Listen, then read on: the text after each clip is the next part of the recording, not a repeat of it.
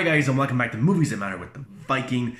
And today I want to talk about the Knightmare sequence from Batman vs Superman Dawn of Justice. Now, if you're like me, the time you went to the theater to see the film, the theatrical version, and that scene came up, it was one of the most badass, coolest Batman sequences of all time. Maybe one of the best comic book action sequences of all time. It was absolutely brilliant, blown away. And ever since I've seen that, I always said that I want to see a Batman vs Superman Mad Max style film. I think it would be really, really cool. And Batman in that coat and just being absolutely taken out.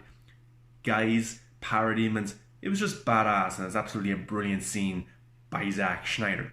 But if you're a fan of a podcast, which you should be a fan of, is Batman vs Superman by the Minute. Now, it's run by two guys who work at Screen Rant, and what they do basically is break down each minute of Batman vs Superman The Ultimate Edition, and they talk about it for 10, 15, 20 minutes each minute and break it down. It's absolutely brilliant and a lot of fun if you're a Batman vs Superman fan.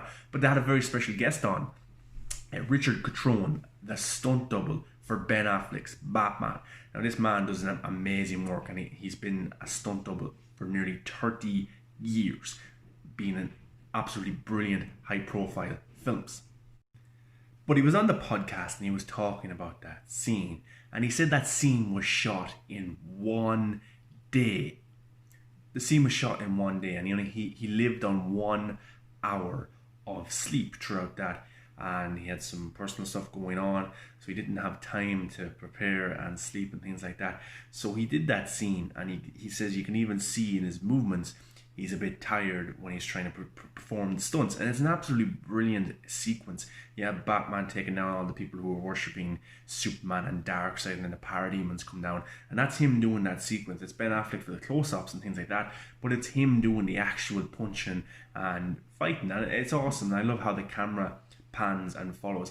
A big pet hate of mine with action films nowadays is it's too choppy. There's too many cut scenes. There's too many. The camera moves too much, and it's hard to look at. And I think that's what the John Wick films have done to reinvent the action films. Now I know a lot of the Asian films, they do that kind of stuff, but it hasn't really translated over to the mainstream American movies. Only in the last 10 years. Before that, it was very choppy and the camera would be going everywhere. But now, ever since John Wick in 2014, everyone seems to be copying that style of action sequence. And I think it looks better on the eye when you have the camera still and you have the action going on within the camera. Yeah, it cuts a few times, but it doesn't do a mad amount where you kind of lose focus. I love the John Wick films. You're looking and the fight's going on, the camera's panning, it's moving, it's following the action, following the stunt doubles or the actors, and it looks realistic, it looks real, and it's really, really well done. And that's why I love the warehouse scene in Batman vs Superman, and I love the Knightmare sequence because it's done in the same tone. Now, of course, when you have big CGI elements and you have big parademon aliens, you need to cut a little bit to make it kind of look better because there's a lot of CGI going on. But I love that from Batman vs Superman, those two scenes, especially the way that's done. But he said it was done in one day, and it was very, very tough and very, very hard to do. But this is another thing why I think that stunt doubles should get more acknowledgement. Like, if I asked you to name 5 stunt doubles, you'd struggle. You really, really can't, because they're not highlighted enough. Yes, the actors, in fairness to them, they do highlight their stunt doubles. Keanu Reeves does it a lot, and I think they just need enough. They need to get more recognition because they're doing unbelievable work, and they're putting their lives on the line to give us an amazing product to go and enjoy in the cinemas. Because when we look at an action scene, we just see Ben Affleck. We don't see Richard Catrone. We see Keanu Reeves. We don't see these people who put in so much work behind the scenes to make all the action absolutely flawless. And definitely I've heard people say that they should be looked at the Oscars for Oscars, and that would be amazing. But probably the reason they don't do it because it would be the coolest Oscar to ever get. It would be the coolest Oscar on the night because they'd show all the cool sequences from the year gone by in film, and you'd be blown away by people who are actually doing this stuff, and then they get an Oscar for it. Man, that'd be a really cool Oscar to get.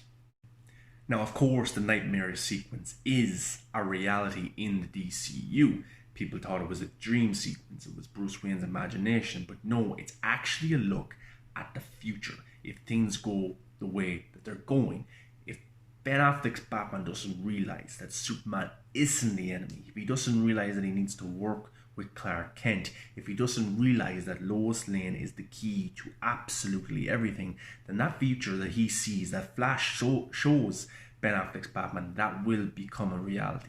And in that nightmare sequence, you have Batman, the last line of defense for humanity, going up against Superman again, and also going up against Darkseid. Of course, is using the anti-life equation with Superman and controlling him. But in the process of all that, Lois Lane dies, and Superman blames Batman. He blames the world, and he just goes completely rogue. In this world, we know from Zack Snyder telling us all that's left is Batman, Flash, and a broken Cyborg. Also, there's talk that maybe the Joker would appear to be working with Batman. If you look at that scene, the Batman has a Joker card attached to his gun. There was also talks that Joe Manganiello in that future would be a part of Batman's army and working with him. How cool would that be? So, but before, when I watched the Nightmare sequence, I absolutely loved it. But it was hard to go back and watch it because I thought that we never would get a continuation of that story, of that sequence, of just Zack Snyder's vision. But now with 2021, finally coming near, we're in July now, and this terrible year is getting ready to be over, and hopefully things get to go back right. And in 2021 we get to see Zack Snyder's vision, and he gets to go back and does his addition of photography. But we know in Zack Snyder's Justice League we see another Nightmare sequence. I don't know how long it is, I don't know the context of it, I don't know. There's talk that Cyborg sees it when he comes in contact with the Mother Box. Maybe Flash sees it when he goes back in time. I don't know who exactly sees the Nightmare sequence, but all I know is we're going to be getting another one, and I absolutely can't wait. And in each Zack Snyder's Justice League, there's supposed to be a vision, there's supposed to be a look at that world, and then by Justice League 3, that world has become some sort of reality. And so he has to work, and he has to work with the people that's left. I think Aquaman ends up dying, Wonder Woman dies. You have things like that, that's just what the talk was, that's what going off other stories, and that's what Zack Snyder kind of unveiled to people before. But if he does get to do Zack Snyder's Justice League 2 and 3, he might change things, but the actual world, the Nightmare sequence world where Darkseid is taken over, we're probably going to get that. And I absolutely can't wait. And the amazing thing about Zack Snyder's world coming back to life by it being on HBO Max is Zack Snyder is unleashed. He can do absolutely what he wants to do. He isn't being held down by Warner Bros. Anymore. It's got nothing to do with them. It's got to do with AT&T, got to do with HBO Max, and giving him the money, giving him the confidence, giving him the freedom to do his vision. And it's absolutely going to be brilliant. Justice Con's around the corner. We might get more stuff regarding Zack Snyder's Justice League then. Of course, DC fandom in August as well. So it's a great time to be a DC fan. But just listening to Richard Control's comments about the Nightmare sequence, it wasn't even in the script. They shot scenes to start off Batman vs Superman, the Ultimate, or I call it the Ultimate Edition, Batman vs Superman Dawn of Justice, and that wasn't even the script. The Nightmare sequence wasn't written yet. It was added to the script much later, and he said it was a very tough scene. But imagine Batman vs Superman without that scene. Man, there'd be a gap there in terms of badassery and action, but it just shows you that Zack Snyder and Chris Terrio must have come up with an idea for future Justice League films if this was written and put into the script very, very late. Because of course, you know, in that scene, Batman takes down all the parademons, he takes down some of the soldiers who are working with Superman, and then he's captured, and then Superman comes down and he looks like he's about to kill Batman, and that's exactly what he does. And then Bruce Wayne wakes up. So I'd love to see, if that's the end of that Nightmare sequence, what happened before that. I'd love to see the more context. Who is Batman working with? What's his context with the people who are working with him? I'd love to see more of that, because I think it'd be really, really cool. But all I know is that Batman vs Superman wasn't the only time we're going to see this vision, this world, this Batman in a Mad Max style. We're going to get to see it in Zack Snyder's Justice League in 2021. And fingers crossed, he gets to continue his vision in 2 and 3. And I think he will. I don't think HBO Max will put money into this without wanting to get more out of it, because it's a business at the end of the day, and if this does well, then was to say more stuff won't happen. But guys, let me know your thoughts on Richard Control's comments that the Batman Nightmare sequence wasn't even in the initial original script. It was added much later. And let me know your thoughts on that scene. For me, it's probably my favorite scene from Batman versus Superman. I just think it's absolutely brilliantly shot. The lighting, you can see absolutely everything, because in the Nightmare sequence you can see everything, but it's kind of darker.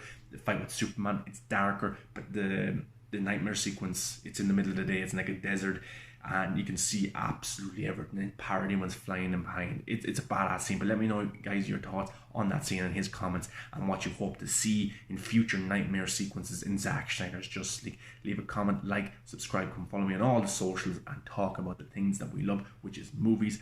Until next time, guys, the Nightmare sequence will have a part 2.